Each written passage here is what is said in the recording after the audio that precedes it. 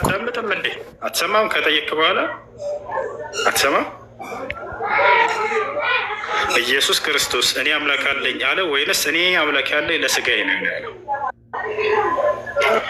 አምላክ አለኝ አለ። ግን ኦብቪየስሊ ለስጋው መሆኑ እኮ ይታወቃል። አምላክ አለኝ አለ፣ ግን ኦብቪየስሊ ለስጋው መሆኑ ይታወቃል። ምክንያቱም በብሉይ ኪዳን ስናይ እግዚአብሔር የስጋ ለባሾች ሁሉ አምላክ ነው ይላል። እንደዛ አለ ኢየሱስ ክርስቶስ እኔ አምላክ ያለኝ ለስጋዬ ነው አላለ።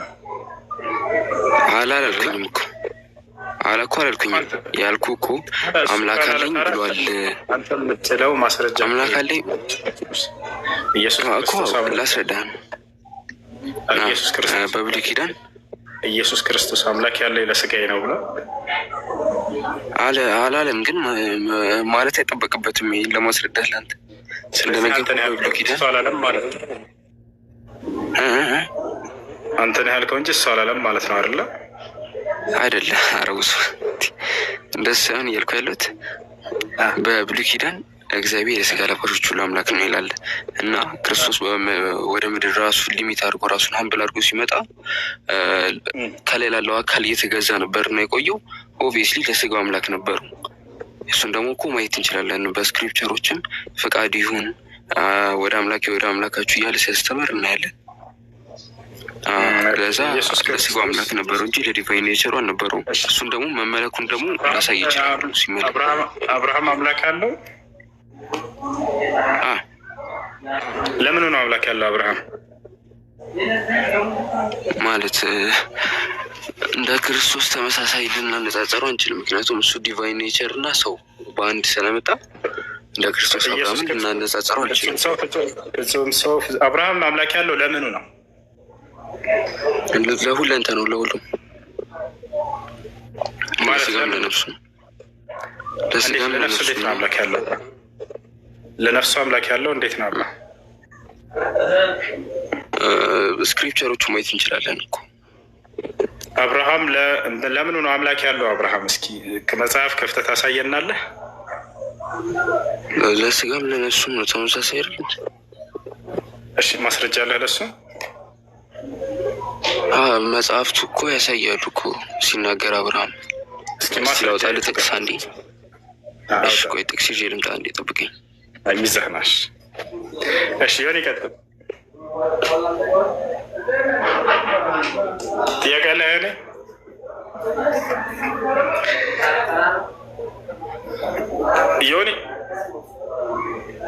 ዮኒ አለ? እሺ ጥያቄ ያለው ካለ ቀጥል። እኔ ጥያቄ ያለኝ። እሺ ጥያቄ ምንድን ነው? አለ ኡስታዝ። እሺ አማን ጥያቄ። እሺ መጀመሪያ በጣም ነው የማመሰግነው። ብዙ ጊዜ ላይክ እና ከአንተ ጋር አንዳንድ ሀሳቦችን ለመሰጥ ፈልገን ነበረ፣ ግን ያው እድሉ ገጥሞኝ ዛሬ በማግኘት ግን በጣም አከብራለሁ። ክብር አለ ለአንተ ማለት ነው። ቀጥዬ የምጠይቀው አንድ ጥያቄ ነው ያልገባኝ ነገር እና ሀሳብ ልሰጥ የምፈልገው ማለት ነው። እዚህ እየሰማኝ ነው? ይሰማል። እና ልል የፈለግኩት ነገር ምንድን ነው እዚህ አሁን ጂኒዎች ሙስሊም ሆኑ የሚለውን ነገር እሺ እንዳለ ይሁን። አንድ ነገር ግን እንደ ጥያቄ ነገር የሆነብኝ ነገር ምንድን ነው እያንዳንዱ ሙስሊም አንድ ወንድም ጂኒና አንድ እህት አለው የሚል አለ አይደለም እንዴ? ወንድምና እህት አለው ማለት ነው። ይሄ ከሆነ እነዚህ ወንድምና እህቶች የምንላቸው ተያይተው ያውቃሉ ወይ? ይሄን ነገር እንድትሰጠኝ ፈልጌ ነው። ሊያውቋቸው ይችላል። እንደዚሁ አለኝ የሚለው ብቻ መጽሐፍቱ ወይ ቁርአኑ ብቻ ስለተናገረ ነው የምናደርገው ነውስ እነዚህን አይቶ የሚያክሰው አለ ወይ ነው? ወይም ለምሳሌ ካለ በሙስሊሞች ደረጃ በክርስቲያን ደረጃ ይኖራል ብዬ አላስብም፣ አይኖርም። ይሄ ነገር ከሆነ ይሄ ነገር አሉ ወይ አንተ ወንድምና እህት አለ አንተ አይታቸው ታውቃለህ ወይ ነው? እና እነሱ አንተን እንዴት ሊያገለግሉ ይችላሉ? ሀሳቤ ተረዳኝ?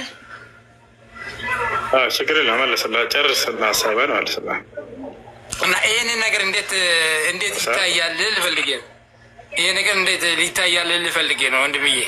አመሰግናለሁ።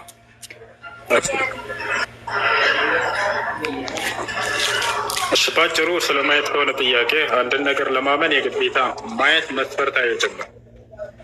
ማየት መስፈርት ነው ብለህ የምታመን ከሆነ በሱ ላይ እናወራለን። አምላክ በነቢያት በኩል ጅን ማለት ረቂቅ የሆኑ ፍጡር ናቸው። ከእሳት የተፈጠሩ ፍጡር ናቸው። የማናያቸው ናቸው። በግልጽ አላህ ሲናገር ኢነሁ የራኩም ሁወ ወቀቢሉሁ ሚን ሐይሱ ላ ተረውነሁም ይላል። እናንተ በማታዩባቸው ስፍራ ሆነው እነርሱ ያዩአችኋል ብሎ ተናግሯል። ያ ነው። ለነቢያቶች ግን አንዳንዴ ይገለጣሉ፣ ከፊታቸው ይገለጣሉ። እነዚያ ነቢያቶች ያዩአቸዋል።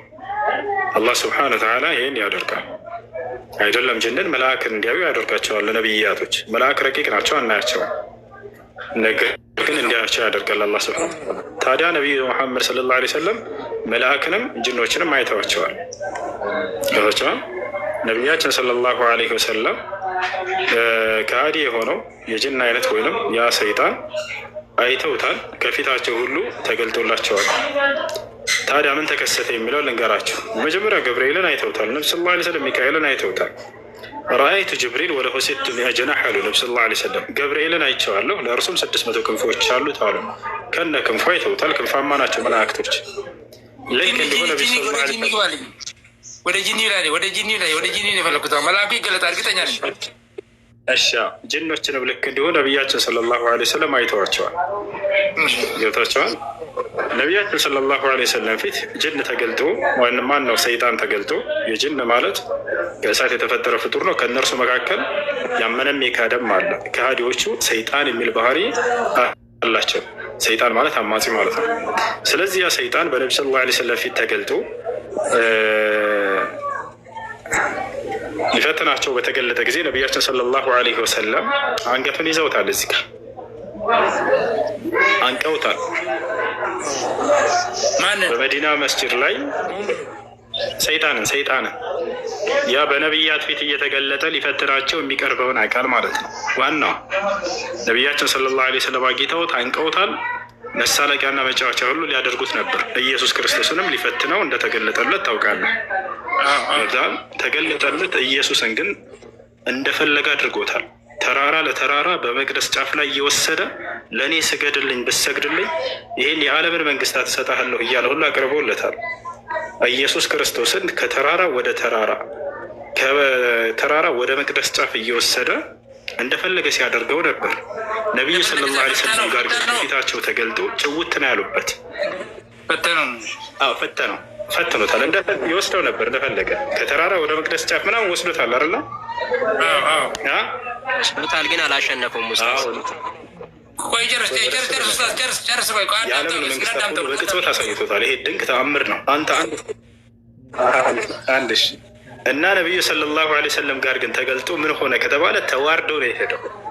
ተጀላ ልየ ሸይጣን አሉ ነቢ ሰለላሁ ዐለይሂ ወሰለም። ሰይጣን ተገለጠልኝ አሉ ሊፈትናቸው።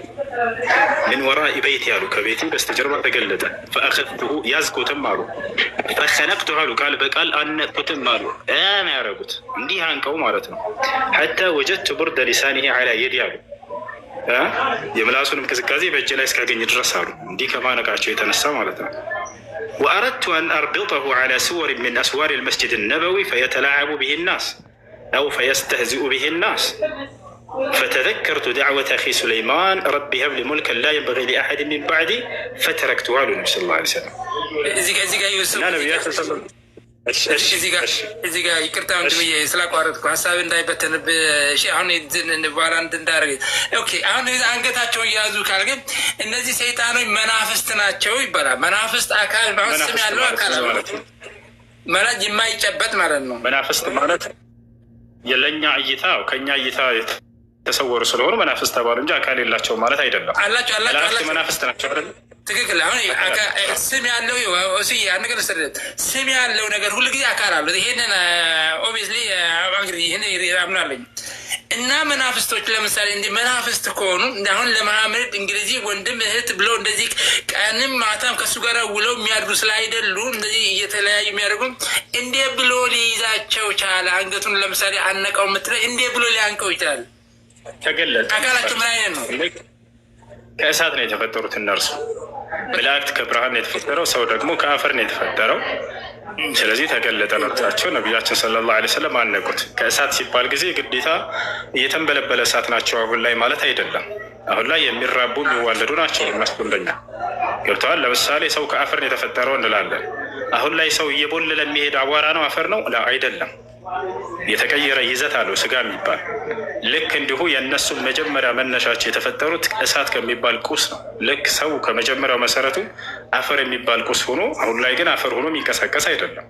ከዛልክ ልክ እንዲሁ ከእሳት ነው መነሻቸው። ወልጃነ ኸለቅናሁ ሚን ቀብል ሚን ናሪ ሰሙም ይላል አላህ። ጋኔንንም ከሰው በፊት ከሚንበለበል እሳት ፈጠርኩት እያለ እንደተናገረ ከዚያ በኋላ ነቢያችን ሰለላሁ ዐለይሂ ወሰለም ፊት ተገለጡ። እነዚህ ሰይጣናት ነቢያችን ሰለላሁ ዐለይሂ ወሰለም አንቀው መጫወቻ አደረጓቸው። አይደለም ሊፈትኗቸው ምናምን። አላህ ለምን ሙሐመድን ለደጃል አይልከውም ይላል። ነቢያችን ሰለላሁ ዐለይሂ ወሰለም ስለ ደጃል ወይንም ስለ ሐሰተኛው ክርስቶስ ተናግረዋል።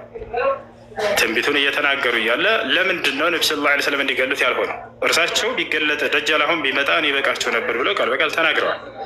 ስለ ደጃል ትንቢትን እየተናገሩ እያለ ነቢ ሰለላሁ ዐለይሂ ወሰለም ደጃል ማለት ሐሰተኛው ክርስቶስ ነው፣ መጨረሻው ዘመን ላይ የሚነሳው ነው። አይሁዶች እየጠበቁት ያለ ክርስቶስ አለ። የድንግል ማርያም ልጅ ክርስቶስን አንቀበልም ብለው ክደው፣ ትክክለኛው ክርስቶስ ግን እሱ ነበረ። ስለዚህ እየጠበቁ ነው አሁን እያሉ ያሉት ሐሰተኛው ክርስቶስ ወይንም ደጃል ማለት ሐሰተኛ ሐሳዊ ማለት ነው። አልመሲሑ ደጃል ይባላል። ሐሳዊ ክርስቶስ ወይም ሐሰተኛው ክርስቶስ ማለት ነው። እሱ አይሁዶች እየጠበቁት ያሉ ችግር የለው ትቀጥላለህ። ታዲያ ነቢያችን ሰለላሁ ዐለይሂ ወሰለም እንዲገሉት ያልተደረገው ለምንድን ነው ከተባለ በመጀመሪያ ነቢያችን ሰለላሁ ዐለይሂ ወሰለም ለእርሱ አቅም አጥተው አይደለም። አሁን ላይ ስለማይነሳ ነው። በእርሳቸው ዘመን ቢገለጥ ኑሮ ብለው ተናግረዋል። ነቢ ሰለላሁ ዐለይሂ ወሰለም ለው ኸረጀ ወአነ በይነ አዝሁሪኩም ለከፈይትኩም አንሁ አሉ። እኔ በመካከላችሁ እያለሁኝ እርሱ አሁን ቢነሳ ኑሮ እኔ በቃችሁ ነበር ለእርሱ ብለውናል። አላሁ አክበር። ታዲያ ማን ነው እንዲገለው የሚሆነው? ዒሳ ዐለይሂ ሰላም ነው። እውነተኛው ክርስቶስ ሐሰተኛውን ክርስቶስ መግደል ያለበት እሱ ስለሆነ ነው። ስለዚህ ሐሰተኛው ክርስቶስ በሚመጣ ጊዜ ዘመኑ ፍጻሜ ከመድረሱ በፊት ማናቸው የሚቀበሉት? ዛነ ገና እንደመጣ አይሁዶች ናቸው የሚቀበሉት። አይሁዶች እስከዛ ዘመን ድረስ ክርስቶስ ይመጣልናል ብለው በተስፋ ይጠብቃሉ ብለዋል ነቢ ሰለላሁ ዐለይሂ ወሰለም። ነገር ግን እውነተኛውን ክርስቶስ ሳይቀበሉት አልፏል። ገብታችኋል አይደል? የዛኔ በሚመጣ ጊዜ ለእኛ ቃል የተገባው ክርስቶስ እሱ ነው ይላሉ። የዛኔ ልክ አይሁዶች ተቀብለውት እርሱን እየተከተሉ እያለ ምድርን በቃ በጥፋት እያሰሷት እያለ በዚያን ጊዜ ነው በመላእክት ታጅቦ ከሰማይ እውነተኛው ክርስቶስ ዒሳ ዐለይሂ ሰላም ወይም ኢየሱስ ይወርዳል። ነቢያችን ሰለላሁ ዐለይሂ ወሰለም ተናገሩ። ይወታቸዋል። በመላእክት ታጅቦ ከሰማይ የማርያም ልጅ ሲወርድ ታዩታላችሁ ብሎ ተናገሩ።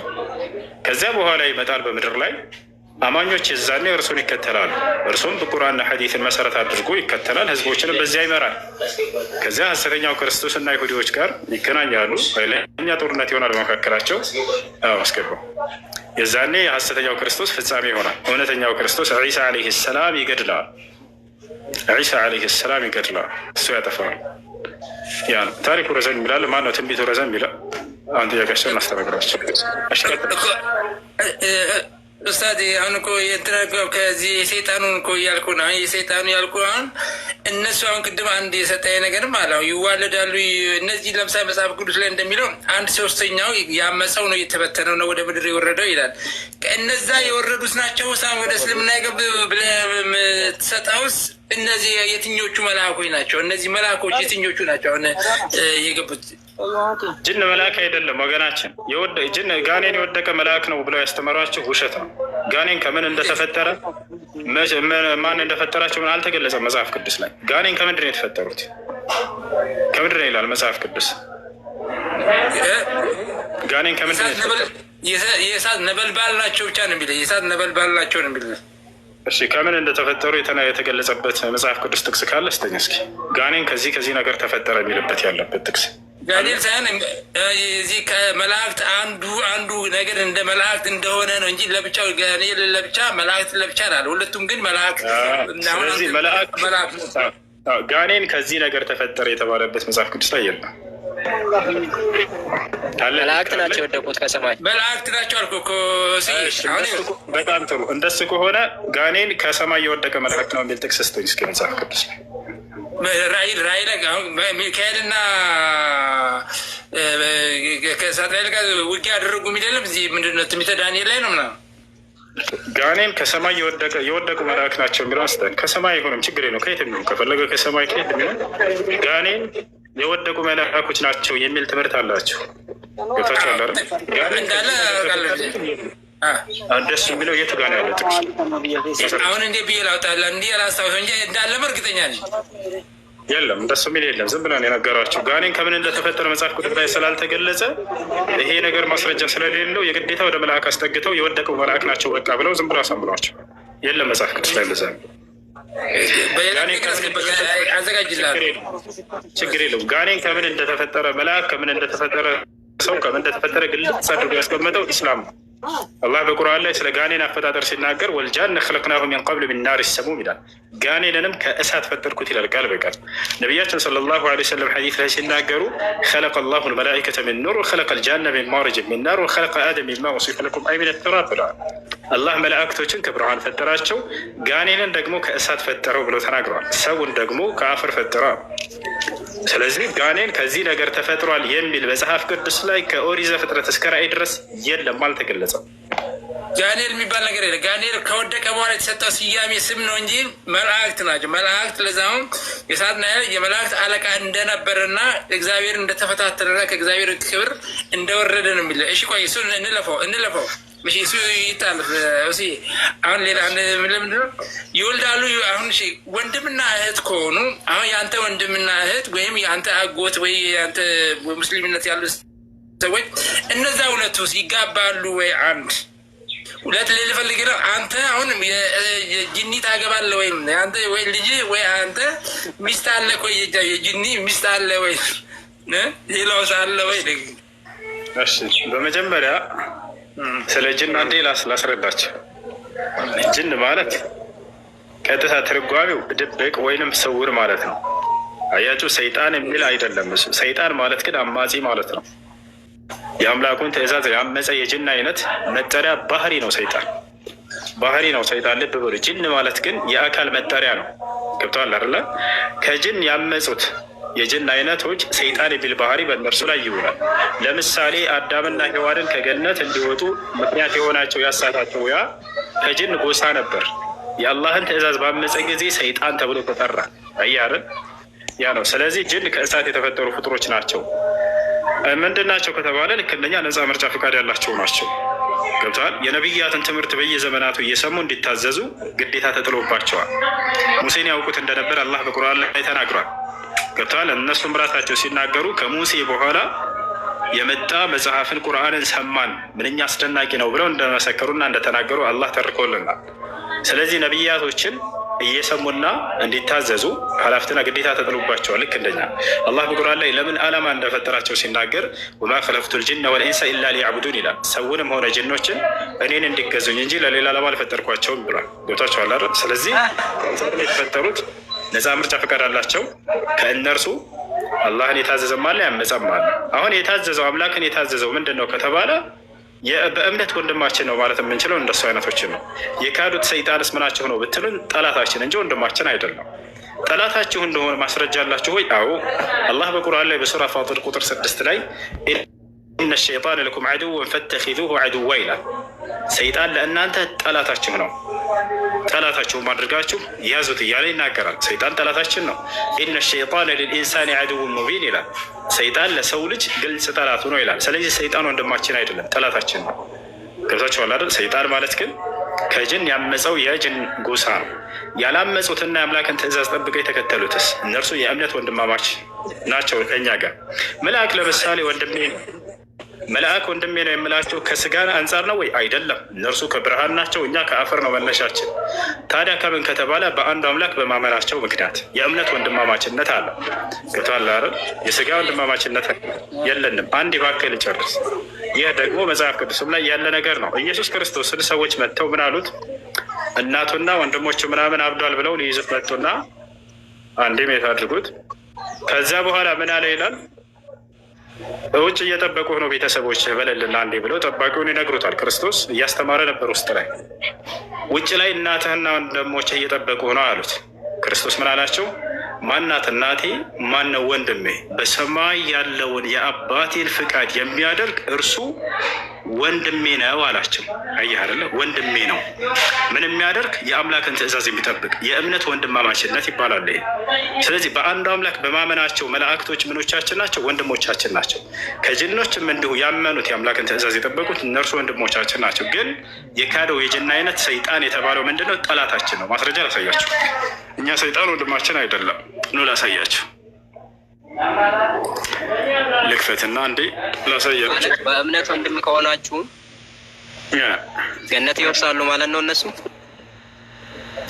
እነሱም ልክ እንደኛ ፍጡር ናቸው። የአምላክን ትእዛዝ እንዲታዘዙ ታዘዋልና የተፈጠሩበት ዓላማ አለ። የአምላክን ትእዛዝ እስከጠበቁ ድረስ አምላክ ያዘጋጀውን ጸጋ የማግኘት እኩል እድል አላቸው። አምላክ የታዘዙትን ባሪያዎች ዝም ብሎ በከንቱ የሚተው አይደለም። ያውና ምን ይላል? ቁጥር 6 ሰይጣን ለእናንተ ምንድን ነው? ወንድማችሁ ነው? አይደለም፣ ጠላታችን ነው። ሰይጣን ለእናንተ ጠላት ነው አለ አላህ። ስለዚህ ጠላት አድርጋቸው ያዙት አለ። ስለዚህ ሰይጣን ምናችን ነው? ጠላታችን ነው። በሙሉ ለሰው ልጅ እንዳው ጠላት እንደሆነ ሰይጣን ሲነገር በቁርአን ላይ ምን ይላል? እዚህ ቦታ ላይ ላሳያቸው የመጨረሻና እንቀጥላለን። ሱራ ዩሱፍ እዚህ ጋር ቁጥር 5 ላይ ተመልከቱት። ምን ይላል? ሰይጣን ለሰው ግልጽ ጠላት ነውና እያለ ይናገራል። ሰይጣን ለሰው ግልጽ ጠላት ነውና ይላል። ይህ ነው። መቀጠል ትችላላችሁ።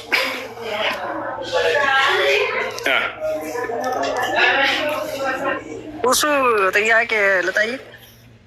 ጠይቅ። እንትን አሁን በእናንተ እንትን የመቃብር ቅጣት የሚባለው አካላችሁ ስጋችሁ ብቻ ነው ወይስ ነፍሳችሁም አብሮ እዛ መቃብር ውስጥ ይመጣል? እሺ፣ የቀብር ህይወት በስጋም በነፍስም ነው። በስጋም በነፍስም ነው እኮ። አሁን ለምሳሌ አንድ ሰው ሞቶ ተቀበረ እና የሚቀጣው የሚመተው ነፍሱ ጭምር መጥቶ ነው ወይስ አካሉ እንትኑ ስጋው ብቻ ነው? በስጋም በነፍስም አይነጣጠሉም በቀብር ውስጥ። ነገር ግን ነፍስ በቀብር ዓለም ላይ በሁለት መንገድ ትኖራለች። አሁን በሞተ ሰዓት ነፍሱ ወደ ሰማይ አትሄድም? አብረው ነው ማለት ነው ከስጋው ጋር የምትኖረው? መሄድ አትችልም? ትሄዳለች። እንዴት እንደሆነ ላስረዳ። ነቢያችን ሰለላሁ ዐለይሂ ወሰለም ሐዲስ ላይ ሲናገሩ ምን አሉ? አንድ አማኝ የሆነ ሰው ሊሞት በሚል ጊዜ የሞት መልአክ ወደ እርሱ ይመጣል መጀመሪያ አሉ። ያ የሞት መልአክ አለ መለኩል መውት ተብሎ የሚጠራው እርሱ ከራሳችን ስር መጥቶ ይቀመጣል።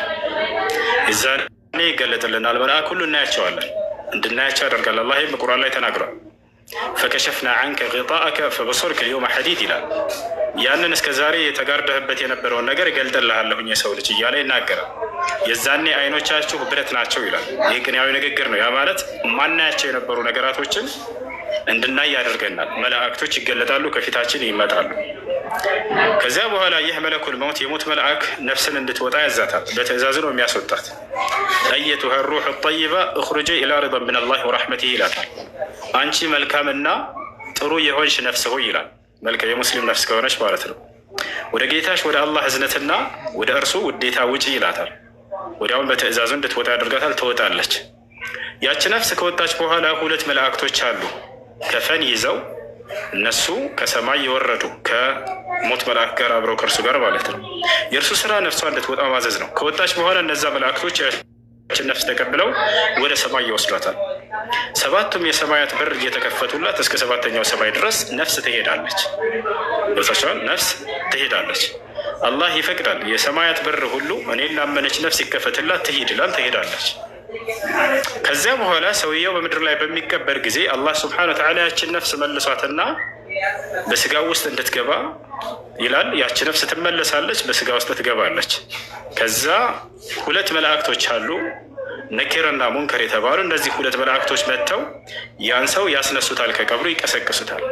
የቀብርንም ጥያቄዎች ይጠይቁታል። ማንኛውም ሰው የቀብር ጥያቄን ይጠየቃል። አሁን የምገልጽላችሁ ሲቀሩ ነቢያት አይጠየቁም፣ እብዶች አይጠየቁም፣ የአእምሮ ህመምተኛ የነበሩ ምክንያቱም እዚህ ምድር ላይ የአምላክ መልእክት አልደረሳቸውም። እንዲሁም ህፃናት ልጆች አይጠየቁም። እነዚህ የማይጠይቁ ናቸው። አህለል ፈትራ በነቢይና በነቢይ መካከል ዘመን የነበሩ ያለፈውንም ነቢይ ያላገኙ ቀጣዩንም ነቢይ ያላገኙ የአምላክ ትምህርት በፍጹም ያልደረሳቸው እነዚህ አይጠይቁ። ነገር ግን የአምላክ ትምህርት እና ያ ነቢይ ደርሷቸው የተቀበሉና ያልተቀበሉ ህዝቦች ጥያቄ አለባቸው። ከዚያ በኋላ ይመጣሉ እነዚህ መላእክቶች ፈየእትያሁ መለካኒ ثم يقيمانه فيقعدانه فيسألانه ثلاثة أسئلة ነው ነብዩ ሰለላሁ ዐለይሂ ወሰለም። እነዚህ መላእክቶች ይመጡና ያስነሱታል። 3 ጥያቄዎችን ይጠይቁታል። መን ረቡክ ይሉታል። የመጀመሪያው ጥያቄ ይሄ ነው፣ ጌታ ማን ነው ይባላል። አማኝ ከሆነ በትክክል እንዲመልስ ይሆናል። ረቢ አላህ ብሎ ይመልሳል። ጌታዬ አላህ ነው ይላል። ወማ ዲኑክ ተብሎ ይጠየቃል። ሁለተኛው ጥያቄ ሃይማኖትስ ምንድን ነው ይባላል። ዲን የልእስላም ይላል። ሃይማኖት እስልምና ነው ይላል።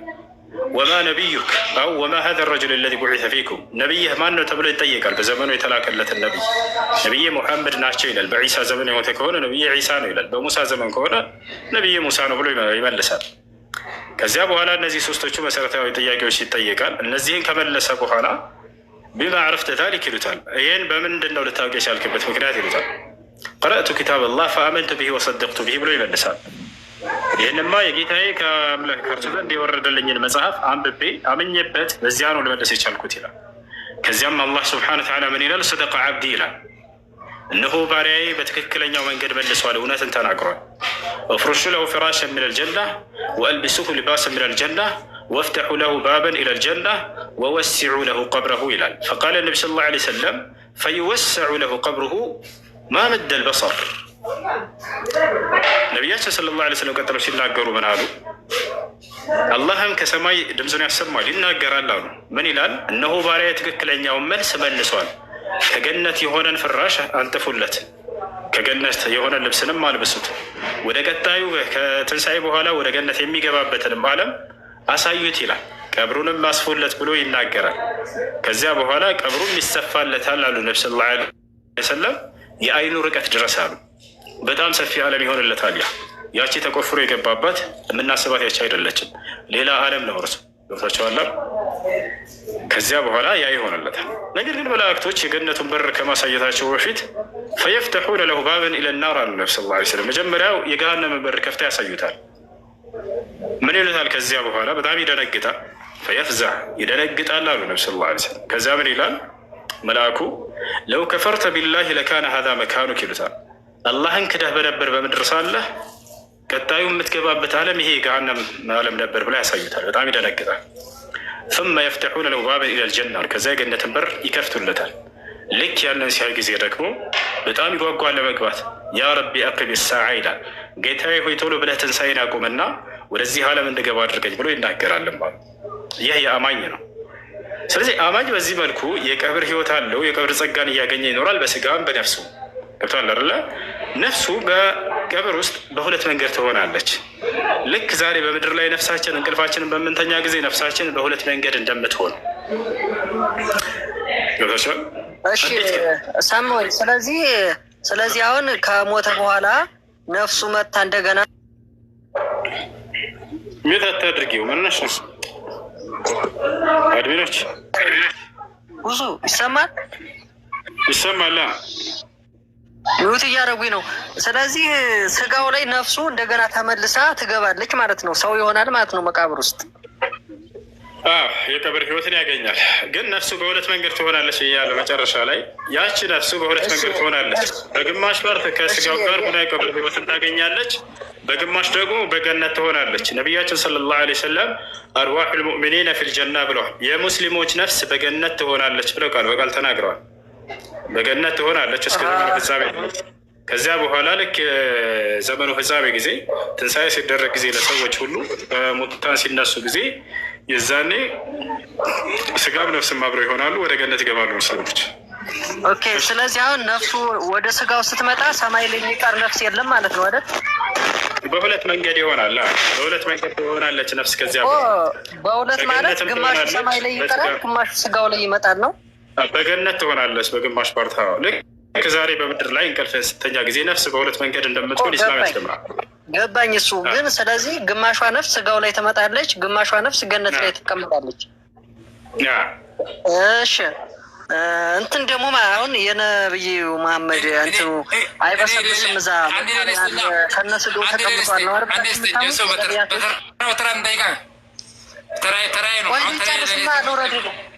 ቆይ አንዴ ልጨርስና ልውረድ። ትቀጥላለህ፣ ችግር የለም። የነቢያቶች ስጋ አይበሰብስም ተቀብሮ እስከ ቂያማ ቀን ድረስ ዝም ብሎ ኖርማ ሆኖ ይቀመጣል ብላችኋል የምታምኑት? እውነት ነው። እና አሁን ስለዚህ የነብዩ መሐመድ ስጋ አለ ማለት ነው እንዳለ ምንም አልተነካም? አዎ። እሺ አሁን እኔ እንደሱ ከሆነ ማለት ነው እኔ የነብዩ መሐመድ ስጋ ካለ አሁን ማለት ነው ወደ 200 ሰው እኔ ይዤ እስልምና እቀበላለሁ። ግን አሳዩኝ፣ የነብዩ መሐመድን ስጋ አሳዩኝና ብዙ ሰው እኔ እስልምና አደርጋለሁ ማለት ነው። እሱን አይቼ እኔ ከዛ በኋላ አምናለሁ እውነት ከሆነ ይሄ ማለት ነው። ተክል አሳየሽ እና ምን ነው መጽሐፍ ቅዱስ ላይ ማለት ቁርአን ላይ ማስረጃው በህይወት እንትን ስጋቸው እንደማይበሰብስ ማስረጃ ኖ እሱ ላይ ማይቸው ነው እኮ ነው እኔም የጠየቅኩ እኮ ቁርአን ላይ አይቼ ነው። ግን አሁን እዛ ተቆፍሮ ቢሆን ስጋው ይገኛል ወይ ነው? አዎ አለ ማስረጃ ላሳየህ ነው። ማስረጃውንም አይቼውን የጠየቅኩት እኮ እኔ ስላላመንኩበት እኮ ነው። ይሄንን ዝም ብሎ ይሄ ጽሁፍ ነው ውሸት ነው ብዬ ነው እንደዚህ ቆፍረ እንዳሳይ ውሸት ነው ብለህ የምታምነው እንዴት ማለት እኔ የሰው ልጅ ስጋ እንደው ተቀብሮ ይሄን 1000 ዓመት ተቀምጦ ዝም ብሎ ኖርማ ሆኖ ይገኛል ብዬ አላስብም። የዚህ ማረጋገጫ መቃብሩ ተቆፍሮ ኖርማን ከሆነ ማለት ነው ስንት ሙሉ ዓለማችን ራሱ እስልምናን ትቀበላለች ተቆፍሮ የመሐመድ ስጋ ከተገኘ። እሱ በአንተ እምነት ነው። በአንተ እምነት አሁን ነብያቶች ይበሰብሳሉ፣ ኢየሱስ ሳይቀር ይበሰብሳል። እሱን አውቃለሁ እንዴ። ኢየሱስማ ተነስቷል እኮ ኢየሱስማ ተነስቷል። አምላኩ ባያስነሳው በስብሶ ይቀር ነበር። መጽሐፍ ቅዱስ እንደዛ ይላል። ራሱ አምላክ ነው። መጀመሪያ እኮ ቃል የተገባ ነው። እሱን ተው፣ ይሄንን ተው፣ ችግር የለውም። በቃ ይተውና ባያስነሳው ኑሮ ምን ይሆን ነበር? የክርስቶስ ስጋ ይበሰብስ ነበር አይደል? እሱማ ፍጡር ሲሆን ነው። ኢየሱስ ፍጡር ስላልሆነ ነው ስጋውም የተነሳው። ታዲያ ጥያቄውን መልስ። ፍጡር ከሆነ ይበሰብሳል አይደለም? ፍጡር እኮ መሐመድም እኮ ፍጡር ነው። እባክህ አሁን መጽሐፍ ቅዱስ ላይ ያወራነ ነው። እንደ ኢስላም ነቢያቶች እንደማይበሰብሱ ማስረጃ እናሳያለን። አሁን መጽሐፍ ቅዱስ ላይ በጅባ ያስከው መጽሐፍ ላይ ኢየሱስ ክርስቶስን አምላኩ ባያስነሳው ኑሮ በስብሶ ይቀር ነበር። ስለዚህ የፍጡር ስጋ ነው የያዘው ማለት ነው አይደለም? ስለዚህ በስብሶ አልቀረም፣ ተነሳ አምላክ ስለሆነ ማለት ነው። ባያስነሳው ኑሮ አምላኩ ምን ይሆን ነበር? የስጋው ዕጣ ፈንታ ምን ይሆን ነበር? ይበሰብስ ነበር አይበሰብስ? ውሱ ፍጡርማ ይበሰብሳል አምናለሁ እኮ እኔም እኛ እንደምንበሰብስ አውቃለሁ። ኖ አንተን አይደለም ኢየሱስ እንዴ ፍጡር አይደለም እኮ ኢየሱስ ክርስቶስ ሁሉዬ።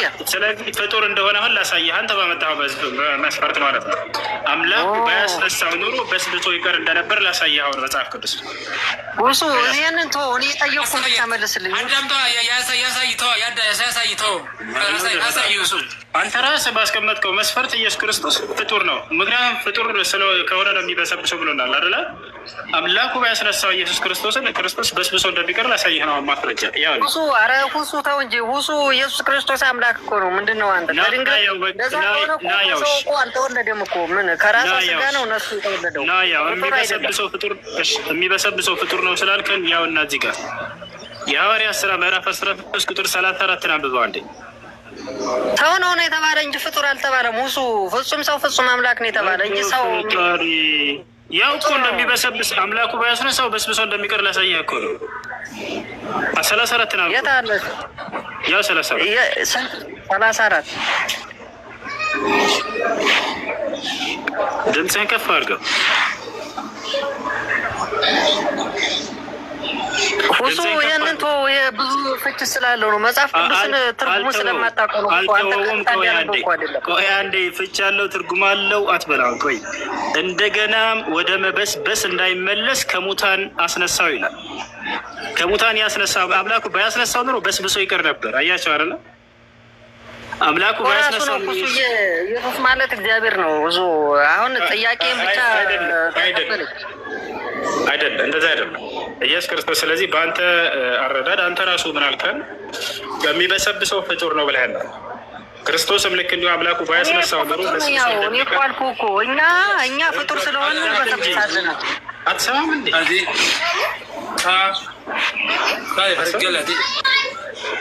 አንድ ቤት አድርጉ እሱ ጥያቄን መልስልኝና ለወርድ ነው ስራውኝ ነው። አሁን እኔ የምልህ ዓለማችንን ወደ እስልምና ለማምጣት የመሐመድን ስጋ አሳዩን ነው እያልኩኝ ያለሁት። እንደዛ ካልሆነ ተጥታ ትግባ። ሁለተኛ አይ ጥያቄ ያለ ይቀጥል። መጀመሪያ የሞተውን አምላክህን የሚበሰብሰውን አምላክህን እሱም አምላክህን ፍታና ስለ ነብስ ላ ለተነብስ ጋር ትጠይቀናለህ። ገብታችሁ ጥሩ ታሳያችሁ። አሁን ወደ እኔ ጥያቄ ልግባ። የኔን ጥያቄ ጠበቁኝ። ጥያቄ እሺ አሁን ለምሳሌ አሁን እነዚህ ነቢያቶች ለምሳሌ አሁን አንድ ነቢያቶች አሁን ለምሳሌ ከመጀመሪያ በምናይበት ሰዓት አሁን ከዛ ከኑ አለ፣ ከዛ እና አብርሃም አሉ፣ ከዛ እንደገና ደግሞ የተለያዩ ነገስታቶች እየተላለፈ መጥቶ አሁን ነቢያቶች ጋር ልመጣል ፈልጌ ነው። አሁን ካሉት ነቢያቶች መጽሐፍ ቅዱስ ላይ ካሉ ጋራ ማለት ነው። እነዛ ነቢያቶች አንዱ ነቢይ ከአንዱ ነቢይ ጋራ ኮምፕሌን የለውም ማለትም ተቃውሞ የለውም ማለት ያንኑ ነው የሚያስቀጥለው እንጂ ሌላ ነገር የሚመጣው አዲስ መልእክት ሊመጣ ይችላል። ነገር ግን የዛኛውን ነቢይ ወይም የዛኛውን ያመጣውን መልእክት ተቃውሞ ወይም አይጥልም። መጽሐፍ ቅዱስ ላይ እንዳየሁት ላይ እንደተመለከቱ ይሄ ከሆነ ያሉትን ነቢያቶች አጠቃላይ እንደዛ ከሆኑ ለምሳሌ አሁን ምን ይላል እዚህ የመጽሐፍ ቅዱሳችን ላይ ሕግና ነቢያት ከሙሴ እስከ ዮሐንስ ነው ይላል። ሕግና ነቢያት ሕግ የተሰጠው ለሙሴ ነው። እንደገና ደግሞ የነቢያት እንትን ያደረጉት ደግሞ ይሄ ዮሐንስ ነው የመጨረሻው ይላል። ይሄ ከሆነ መሐመድ እሱን ለመምጣት ለምን አስፈለገ ነው? የመሐመድ የመምጣቱ ጉዳይ ለምን አስፈለገ? እና ውስጥ መሐመድ አሁን ከመጽሐፍ ቅዱሱ ጋር እንዲህ እና ቁርአኑና በደንብ እያየሁትና ብዙ እንዲህ የተከታተልኩት ነው። ይሄን ነገር ተቃውሞ ነው እንጂ አንድ ነገር አሁን እነዛን የሚደግፍ ነገር የለም። አንድ ይሄ ነው። ይህንን እንዴት ታየዋለህ ነው? መልካም ሕግና ነቢያት እስከ ዮሐንስ ነው። ዮሐንስ በቂ ነው። ከእርሱ በኋላ ነቢይ መምጣት አንድ ላይ አድርግልኝ ስኖ ጋር ላይ ላደርግልህ ነው። ይሄ ከሆነ አሁን የዚህ የነቢያቶች ስራቸውና ያከናወኑት ነገር ለምን መሐመድ ይሄን አላስቀጥልም? ሁለተኛ ደግሞ የነዚህ የነቢያቶች አጠቃላይ አስተምሮታቸው የታለ መጽሐፉ? የታለ መጽሐፉ? አሁን ለምሳሌ እኛ ጋር ሲታለ እያንዳንዱ መጽሐፎች አሉ። በቁርአን ላይ ለምሳሌ እነ ኢሳያስ አሉ፣ ዳንኤል አሉ፣ ሕዝቅኤል አሉ፣ ሚኪያስ አሉ፣ ሚልኪያስ አሉ። እነዚህ ነቢያቶችን ቁርአን ያውቃቸዋል ወይ ነው? ካወቃቸው ደግሞ የታለ መጽሐፋቸው አስተምሮታቸው የታለ? ከመጀመሪያው ሕግና ነቢያት እስከ ዮሐንስ ድረስ ነው። ስለዚህ መሐመድ ከዚያ በኋላ መምጣቱ ስህተት ነው ነው አይደለ? ሰለላሁ ዐለይሂ ወሰለም እስከ ዮሐንስ ድረስ ነቢይነት ስለተጨረሰ በጣም ጥሩ። እንደሱ ከሆነ ኢየሱስ ክርስቶስም ሐሰተኛ ነቢይ ነው፣ እነ ጳውሎስም ነቢይ ናቸው እና ሐሰተኛ ነቢያት ናቸው ማለት ነው አይደለ? ከዮሐንስ በኋላ ኢየሱስ ከማን በኋላ? ከዮሐንስ በኋላ የመጣ ነው አይደለም? አብረው ናቸው። ለምን ዮሐንስ በጣም ጥሩ። ስለዚህ ከዮሐንስ በኋላ የሚመጣ ሐሰተኛ ነብይ ስለሆነ ኢየሱስም ነብይ ነው እና እንደ መጽሐፍ ቅዱስ ሐሰተኛ ነብይ ነበር ማለት ነው አይደል?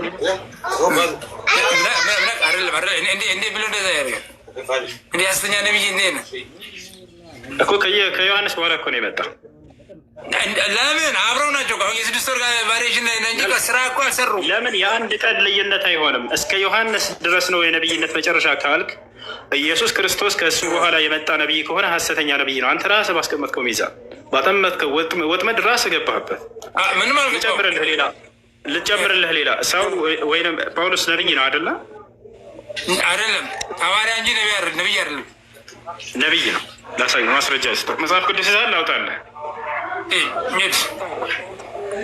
አየሽ ላውጣለህ።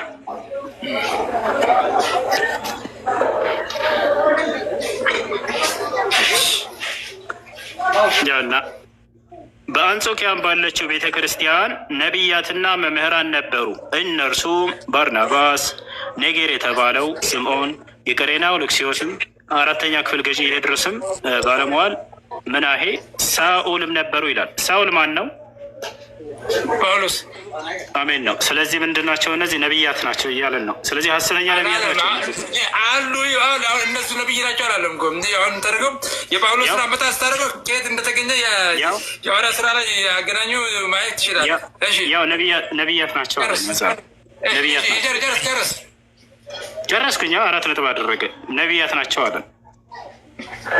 ቀጥል። ሐሰተኛ ናቸው ማለት ነው እነዚህ። አለቀ። ምክንያቱም እነዚህ ሁሉ ከዮሐንስ በኋላ ነው የመጡት። መልእክት ሰጪ ነው። አሁን የነቢዩ ስራ አሁን ወደ እንትን አንድርግበት። ይሄ ከሆነ የእሱ መምጣት ለምን አስፈለገ ነው? አሁን የእነሱ ማስተምሮታቸው የታለ? ወደ ነቢዩ ሰለላሁ ዐለይሂ ወሰለም ሳትሄድ በፊት እዚያው መጽሐፍ ላይ ኢየሱስንም ተከታዮችን ሁሉ እነዚያ ነቢያት በቃ ውድቅ አደረካቸው በአንተ ራስ ነቢያት አለም የተነሳው ሐዋርያት አሁን እነሱ ምንድን ናቸው? የክርስቶስ መጽሐፍ ነቢያት ናቸው አለ። ነቢያቶች ናቸው እነዚህም በነ ጳውሎስ ናቸው ብሎ አስቀመጠ መጽሐፍ። ሲቀጥል ኢየሱስ ራሱ ነቢይ ነው እንደ መጽሐፍ ቅዱስ። ከዮሐንስ በኋላ የመጣ ሁሉ ሐሰተኛ ነው ስላልከን ኢየሱስንም አጠቃለልከው። አሁን እንዴት መሰለህ መሆን ያለበት? ትክክለኛ ሁለተኛው ጥያቄ ትክክለኛ ጥያቄ ነው። እሱን ልመልስልህ። አንድ ነቢይ ሲመጣ ጊዜ ያለፉትን ነቢያቶች ትምህርት ተስማምቶ ነው መምጣት ያለበት። ያንን ሊጻረር አይገባውም ብለህ ጠይቃለህ አይደለ? ነቢዩ መሐመድ ሰለላሁ ዐለይሂ ወሰለም ሲመጡ ጊዜ ያለፉትን ነቢያት አጥብቀው ነው የመጡት። አንድንም ነቢይ ሐሰተኛ ነቢይ ነው አላሏቸውም። አላህ በቁርአን ላይ ሲመሰክርላቸው የምን አለ? በል ጃአ ቢልሐቅ ወሰደቀ ልሙርሰሊን አለ። በእውነትም ሙሐመድ እውነትን ነው ይዞላቸው የመጣው የቀደሙትንም ነቢያቶች አረጋግጧቸዋል ይላል። ማስረጃ ያለ ላሳየሽ መሰጠኝ ነገር ምንድን ነው? የነቢያቶችን ይዞ እነዛ ነቢያቶች ለምሳሌ እኮ አሁን እሱ ብል አሁን ከእሱ በፊት ያለ ሰው ካለ እሱ አሁን ነቢይ አሁን እሱ ይመጣል ብሎ የተናገረበት የአንተን አስተምሮ የእነሱን አስተምሮ አንተ የምትይዘው ከአንተ በኋላ ደግሞ አንተ ደግሞ ስትሞት ሌላ አስተምሮ የሚከተል አለ። ያንን ስጠኝ ነው የምልህ። አሁን የእነሱ የተከተሉትን መሐመድ የተከተለበትን ያጸናላቸውን ነገር እስኪ። በጣም ጥሩ። ለምሳሌ አምላክ በማንነቱም በምንነቱም አንድ ብቻ መሆኑን ነቢያቶች አስተምረዋል።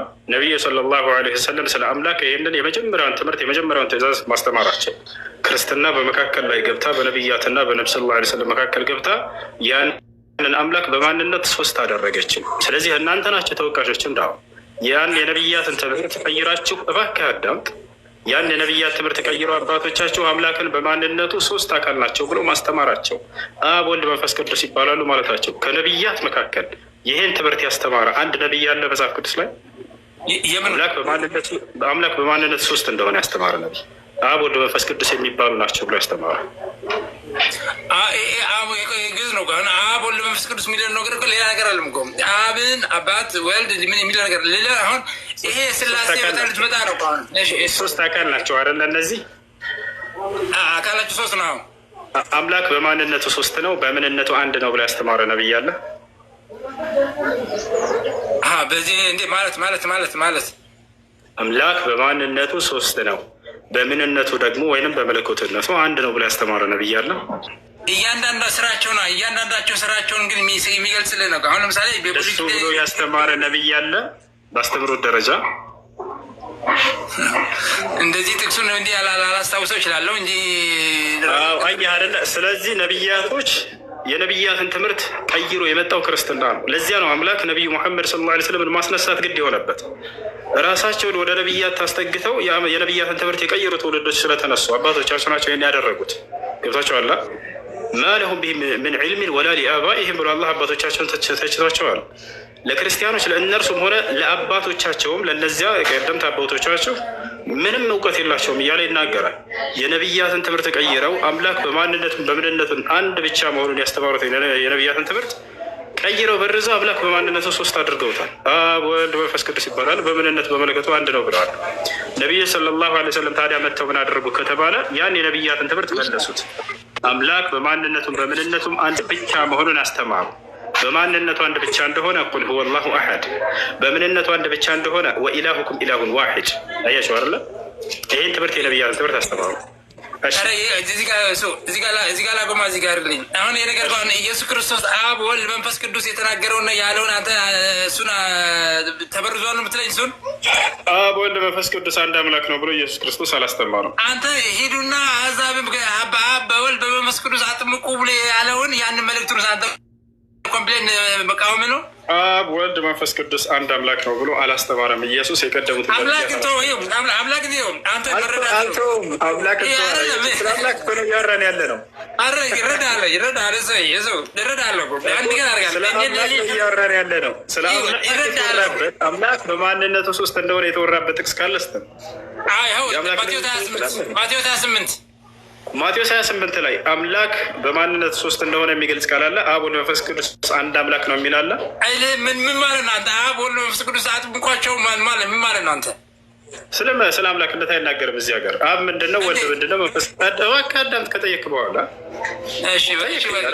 መንፈስ ቅዱስ ማለት ምን ማለት ነው ሲባል ጊዜ እዛ አብ ምንድነው ከተባለ ኢየሱስ ክርስቶስም እንደተናገረው አንድና ብቸኛ እውነተኛ የሆነው አምላክ ነው ብሎ ገልጸውታል። አለቀ። ወልድ ምንድነው ወይም ኢየሱስ ምንድነው ከተባለ የአብ መልእክተኛና አገልጋይ ባሪያ ነው፣ ሰው ነው። ገብቶሃል አይደል? የሀገር አይደለም። ይሄን ታምናለህ አይደል? ኢየሱስ ክርስቶስ የአብ መልእክተኛ ነው፣ የአንዱ አምላክ መልእክተኛ ነው። አብ ደግሞ ብቸኛው አምላክ ነው። ዮሐንስ ወንጌል ምዕራፍ 17 ላይ ኢየሱስ ክርስቶስ ስለ አብ ሲናገር አባት ሆይ ብቻህን አምላክ የሆንክ አንተ ነህ አለ። በቃ ብቻህን አለ። ማንነቱን ጠቅሶ በማንነቱ አጋር አዳምጥ እባክህ፣ ማንም አጋር እንደሌለ እናንተ ግን በማንነቱ አብ ብቻውን አይደለም አላቸው። በመለኮትነት አብ ብቻህን አምላክ የሆንክ አለ። በማንነቱ ብቸኛ መለኮት እንደሆነ ተናገሩ። እናንተ ግን አይ ብቸኛ አይደለም ወልድም መንፈስ ቅዱስም አሉት አላቸው። ክርስቶስ ግን ይህን አላስተማረም። አስተምሯል።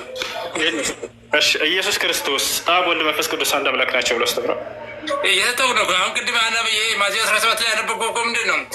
አባቶ አምላክ ያለ እኮ በመጀመሪያ በነበረኝ ክብር ቦታ ነው። አሁን አብ ማለት ወልድ ማለት የሚለውን ነገር ስትፈስረው ነው። አሁን መፈሰር ስለሚፈልግ ነው። አሁን የአንተ መረዳት ወልድ ምን እንደሆነ ስናይ ጊዜ ወልድ ኢየሱስ ክርስቶስ ምንድን ነው ብለን ስናይ እኔ ሰው ነኝ፣ እኔ ባሪያ ነኝ፣ እኔ መልእክተኛ ነኝ፣ እኔ ነብይ ነኝ ብሎ ነው ያስተማረው። አይ ባሪያ ነኝ አላለም። እሺ ወደ ድሮ ስተኝ ላሳይ ችግር የለም። እሺ ላሳይ ማነው ኢሳያስ 42:1 ላይ እነሆ ደግፌ ያዝኩት ባሪያ ይላል እግዚአብሔር። ማንን ነው ባሪያ እያለ ያለው እዚህ? ማንን ነው የሚለው? ማንን ነው? ነፍሴ ደሰኝ ኢየሱስ ክርስቶስ ነው። ያ ስለ ኢየሱስ የተነገረ ነው። የኢሳያስ ያንን መልእክት የምትቀበል ከሆነ ድንግል ጸንሳ ወንድ ልጅ ትወልዳለች፣ ስሙን ድንቅ መካር አምላክ የሚለውን ለማትቀበል ወደ እሱ እንመጣለን። ባሪያነቱን እመን መጀመሪያ። ያ ኢሳያስ 42 እሺ ለሱ ነው በቃ ማቴዎስ ለሱ ነው ብሎ አስቀምጦታል። ማቴዎስ ወንጌል ላይ የባሪያን መልክ ይዞ የሚለውን ነገር አንተ ወደ እሱ እንመጣለን። ኢሳያስ 42:1 ላይ ያለውን ማቴዎስ የራስ ሐዋርያ ለኢየሱስ ነው የተነገረ ይሄ ትንቢት ብሎ አስቀምጦታል። ትቀበላለህ? ማቴዎስም በደምብ ስለዚህ ባሪያ ነው ኢየሱስ ክርስቶስ አይደለም። ባሪያ አይደለም። የባሪያ መልክ ይዞ የሚለው ላይ አንተ ወደ ጥያቄ ግባልና ይህን እያጠራ እንድንሄድ አንድ ኢሳያስን ላውጣለሁ። እሺ ካየህ እንግዲህ አሁንስ ያውና እነሆ ደግፌ ያዝኩት ምን ይላል እንዲህ በደንብ አይታይቅ ደግፌ ያዝኩት ባሪያዬ። ባሪያ ይሄ ኢሳያስ 42 ለኢየሱስ ነው የተነገረው ብሎ ማቴዎስ አስቀምጦታል። ትቀበላለህ? ይኸው መሪያ የምትፈስረው ይሄ የፍሰራ ጉዳይ ነው። እኔ ፍሰራ አይደለም። እኔ ቃል በቃል እውነት እላለሁ። እኔ ከራሴ አንዳች አልናገርም። እንዳነበብኩ እናገራለሁ። ንግግሬም ቅን ነው። በማስረጃ ቃል በቃል እንጂ ከራሴ አልናገርምና ዳሩ ግን ትምህርቴ እስከ መጽሐፍ እንጂ ከራሴ አይደለም። ይህም ብታምን ብፁዓን ትሆናለህ። ይህን ያላመኑ ሰዎች ግን የትንሣኤ ቀን ዋይ ዋይ ይላሉ።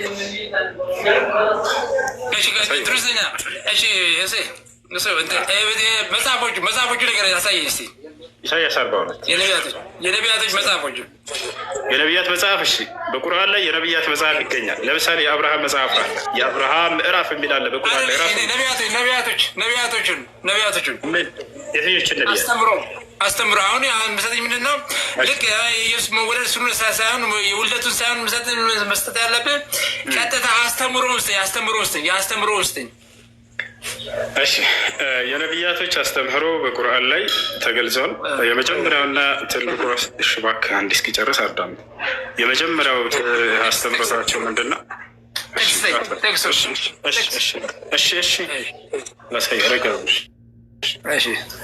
ቀጥታ ወደ ጥቅሱ ልግባ። የመጀመሪያው ትእዛዛትና አስተምሯቸው ምንድን ነው ከተባለ አንዱን አምላክ በብቸኝነት አምልኮ የሚል ነው። ታዲያ ክርስቶስ ይሄን አስተምሯል ወይ? አዎ በደንብ አስተምሯል። ስለ ኢሳያስ ያልኩ ስለ ነቢያቶች ያልኩ ስዬ የነቢያቶችን ነቢያት ናቸው እኮ ላሳየ እኮ ነው። ነቢያቶች ስለ ያስተማሩትን ትምህርት ላሳየ ነው። ስለ አንዱ አምላክ የመጀመሪያው ትእዛዛት ሁሉ ፊተኛና መጀመሪያው ምንድን ነው ታውቃለህ? እሱን ያስተማሩበትን ሁሉ ላሳየ ነው የነቢያቶች። አሁን ኢየሱስ ምን አስተማረ ብለን ስናይ አንዴ እንመልከተ። ከዚህ እንጀምር።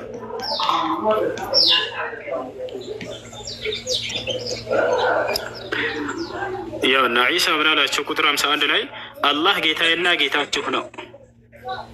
አላህ ጌታዬና ጌታችሁ ነው፣ ስለዚህ ተገዙት፣ ይህ ቀጥተኛው መንገድ ነው አላቸው ይላል። ታያል። የክርስቶስ ያስተማረው የትእዛዛት ሁሉ ፊተኛና መጀመሪያ አምላክ አንድና ብቸኛ ነው፣ እርሱን በብቸኝነት ተገዙት እያሉ ያስተማሩት ይህ ነው። ስለዚህ ይህንን ትምህርት ሁሉም ይኸው ጥቅስ መጽሐፉን ነው ቀርጎ ሲሄ መጽሐፍ ውስጠኛ መጽሐፉን ለማለት ከላይ አንድ ብቻ ጥቅስ ብያነሳበት መስፈር አሁን የኢሳያስ መጽሐፍ ስኝ የነቢያቶች መጽሐፎች ስኝ ያንን የተጻፈበትን በዚያ ዘመን የነበረውን ጽላት እናምጣ ሄደን ወይንስ ትምህርታቸው አድርም የነቢያቶች ስንስር አለ ሲሆን ጊዜ ስርዓቱ አልኩም። ይህን የነቢያቶች የጻፉትን ስጠኛ አንተ ስለማመን ለምሳሌ በዘመኑ የዛኔ የተጻፈውን ድንጋይ ላይ አጥንት ላይ ምናምን ወረቀት የለም። የዛኔ የሚቆይ ነገር አልነበረም።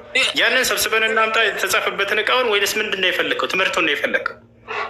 ትምህርቱ ነው አሁን በቁርአን ላይ ካታጎራይዝ አይደረግም እንደ ተሰብስቦ ቋን ላይ ይገባል። አሁን ቁርአን እንደሰበሰብከው አሁን ሀዲሶችን የተለያዩ እንዲህ እንደሰበሰብከው እንደተሰበሰበው ማለት ነው። ይሄም እንደገና ትምህርታቸውን ነው ማየት የፈለግከው ወይንስ በዘመኑ ተጽፎበት የነበረውን ድንጋይ ላይ ምናምን ይጽፉ ነበር? ያን ሰብስበን ተሸክመን እናምጣ ወይንስ እዚያ ላይ ሲያስተምሩት የነበረውን ትምህርት አምላክ የገለጠውን ትምህርት ነው የፈለግከው? ትምህርታቸው ነው ከመሰለህ ትምህርታቸው የስጠኝ ነው የተናገሩት ትንቢስጠኝ ያና ትምህርታቸው እዚህ ጋር ትንቢት ነው የፈለግከው? ቅድም ያስተማሩት ትምህርት አለ። ከትንቢት በላይ ትምህርት እኮ ነው የሚቀደም። መጀመሪያ ጥያቄህን የነቢዩ መሐመድ ሰለላሁ ዐለይሂ ወሰለም ትምህርት ከቀደሙት ነቢያቶች ትምህርት ጋር ተስማሚ መሆን አለበት ብለህ ነው የጠየቀው። ትምህርታቸውን ላሳይ። ክርስቶስ ያስተማረውን ትምህርት የእኔንም ጌታ የእናንተንም ጌታ የሆነውን አላህን በብቸኝነት ተገዙ እያለ አስተማረ። ይህን ትምህርት ሁሉም ነቢያት እንዳስተማሩት ደግሞ ላሳየ ነው በየተራቸው። ምን ላይ ማገኘው እስኪ አሁን ለምሳሌ ምዕራፍ 3 ቁጥር 51 ላይ አለ። ምን ምዕራፍ 3 ቁጥር 51 ላይ ምን የምን ቁርአን ላይ አሁን የምሰጥህ ነገር ጠቅሱ የተወሰነ መጽሐፉን ስጠኝ። አሁን መጽሐፍ ያሉት የነቢያቱ የጻፉ ትምህርታቸውን ስጠኝ ያልከኝ፣ አሁን ደግሞ ሌላ መጽሐፍ እንድስተህ ሌላ አይደል? ትምህርታቸው ከመጽሐፍ ነው ኮሲ እሱ አሁን ማለት በቁርአን ትምህርታቸውን እየሰጠው እኮ ነው። ከመጀመሪያው ትእዛዝ እንጀምርና ከዛ ወደ ሌሎች ትእዛዞች ደግሞ እንቀጥላለን። እሺ ያው እሱ ነው። ስለዚህ አሁን እዚህ ቦታ ላይ የመጀመሪያው ትእዛዝ ክርስቶስ ያስተምራል። አንድ ጥያቄ ልጠይቅህ። ሶሪ ይቅርታ። እሺ ይሄን ይመስላል ባጭሩ ሰጥርለትና ያው እና እዚህ ቦታ ላይ የነቢያቶች ሁሉ ትምህርት ታገኘዋለህ። ሙሴ ምን እንዳስተማረ ከዚህ በኋላ ላሳየህ ነበር። ኤልያስ ምን እንዳስተማረ፣ ክርስቶስ ምን እንዳስተማረ፣ አብርሃም ምን እንዳስተማረ፣ እነዚህ ሁሉ ነቢያቶች ያስተማሩ ትምህርት እንዳለ በቁርአን ላይ ተቀምጧል። ይህን በየተራፉ እዚህ በቁርአን ምዕራፍ 3 ቁጥር 51 ላይ ሱራ አልዕምራን ላይ ምዕራፍ 3 ቁጥር 51 ላይ የክርስቶስ ትምህርት እዚያ ላይ አለ ሱራ። እሺ ሌላ አልጨምርልህ። የኤልያስን ልስጥህ። እሺ ነቢዩ ኤልያስ የሚባል ነቢይ እንዳለ አላህ ይገልጽልናል። ይህንን አንተም ታውቃለህ አይደለ? ኤልያስ የሚባል ነቢይ አለ። በጣም ይህ ታላቅ ነቢይ ለምሳሌ ምን አስተማረ ከተባለ ልክ እንደ ኢየሱስ ጌታዬንና ጌታቸውን አላህን በብቸኝነት ተገዙ፣ ከእርሱ ውጭ ያሉ ጣዖቶች ናቸው እያለ ያስተምራል። እንመልከት። ወኢነ ኤልያስ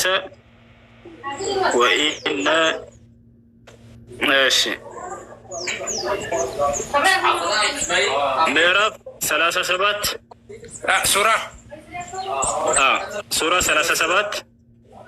37 ከቁጥር 123 ጀምሮ እስከ 5 ድረስ 5 አናቅጾችን አንብባቸው።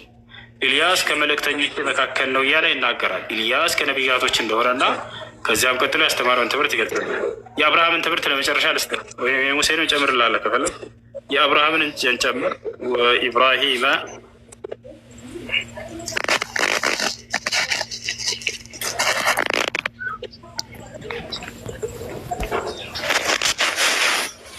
የአብርሃም ትምህርት ደግሞ ሱራ